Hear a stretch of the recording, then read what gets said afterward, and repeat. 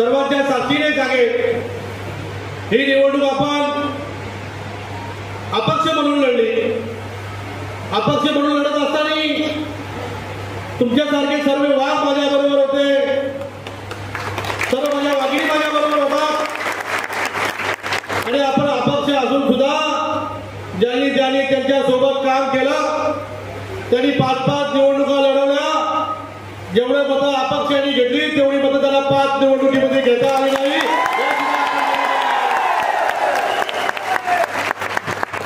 विजो जरी आज मी हा माझा अंत नाही, विजो जरी आज मी हा माझा अंत नाही, पेटल उद्या नव्याने हे माझे सामर्थ्य नाशवंत नाही, छाटणे जरी माझे पंख पुन्हा उडेल मी, अडू शकेल मजरा अशी अजून अशी भिंत नाही, अशी अजून भिंत नाही.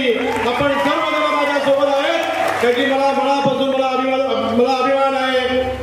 आपण सर्वांनी बघितलं असेल, धुळे साहेबांनी सांगितलं, ज्यांच्यासाठी 25 वर्ष आम्ही काम केलं, माझ्या वडिलांनी काम केलं, माझ्या भावांनी काम केलं. मधल्या काळामध्ये त्यांचा पुतण्या सांगत होता पत्रकार परिषदेमध्ये, 2017 पासून मी जिल्हा परिषदेची निवडणूक लढवली. त्यानंतर आपण सर्व पक्षाचं नेतृत्व करायला लागलो. आदरणीय लाड साहेबांच्यावर एकही शब्द आजपर्यंत आपण कधी काढला नव्हता. त्यांचा पुतण्या पत्रकार परिषद येऊन सांगत होता, तो पोपट म्हणत होता,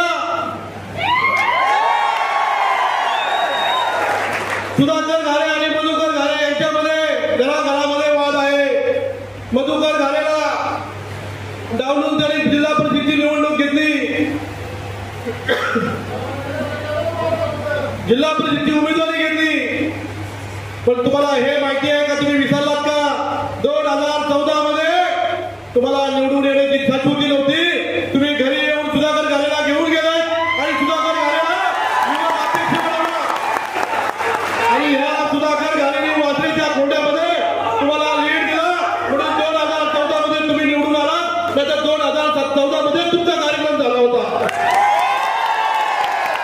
सुधाकर घालेने तुम्हाला 2014 मध्ये निवडून दिले, 2014 मध्ये वासरीच्या कोंड्यानी तुम्हाला निवडून दिले.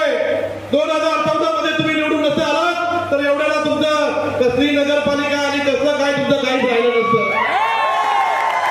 तुम्ही सांगताय सुधाकर घारे मधुकर घारेच्या वाद लावायचा प्रयत्न करताय, मग शरद पवार कोणी पाळला.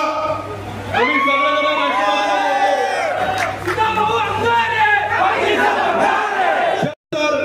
ज्याला 20 फेऱ्यांच्या पर्यंत आपण घरी झोपून ठेवलं होतं, त्या माणसाने त्या जनतेने कर्जत कोल्हापूरच्या सुद्धा जनतेने त्याला निवडून दिलं, त्याला चांगला जनाधार दिला, त्याला हात जोडून तरी नमस्कार करायला पाहिजे होतं, त्यांचा आभार मानायला पाहिजे होतं. तर त्यांच्यावर दंड ठोकत होता. मी तुम्हाला परत एकदा दाखवी म्हणून हे आपण सर्वांनी बघितलंय. मी आपल्या शुद्ध जनतेला सांगतोय, या 5 वर्षात मागच्या 5 वर्षात झालेला अत्याचार आपण पाहिला, तरी तुम्ही असल्या माणसाला पुन्हा एकदा जनार्दन दिला, त्यांनी पुन्हा एकदा तुमच्यावर टोपडले. परंतु तुम्ही घाबरू नका. या कर्जत कोल्हापूरच्या जनतेने मला मतदान देऊ द्या, नाहीतर नको देऊ द्या. मी प्रत्येक माणसाच्या बरोबर ठामपणे उभा असेल आणि आपल्या प्रत्येक माणसाला ताकद देण्याचं काम करेल. आपण सर्वांनी मनापासून माझं काम केले, आपल्या पक्षाची संघटना मजबूत करण्याचं काम केले.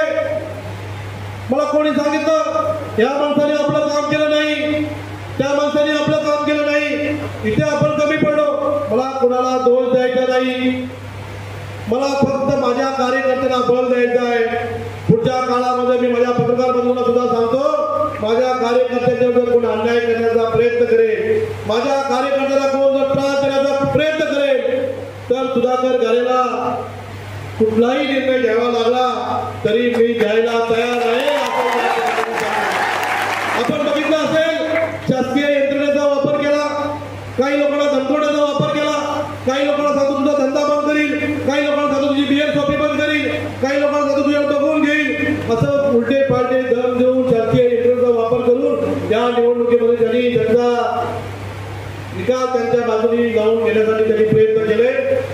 माझ्या मायबाप जनतेला सांगेल तर आपण माझ्याबरोबर त्या निवडणुकीमध्ये राहिला, पुढच्या काळामध्ये सुद्धा माझ्याबरोबर आपल्या संघटनेच्या बरोबर तुम्ही राहा अशी सर्वांना हात जोडून मी विनंती करेन. परंतु तुम्ही घाबरून जाऊ नका, तुम्ही खचून जाऊ नका.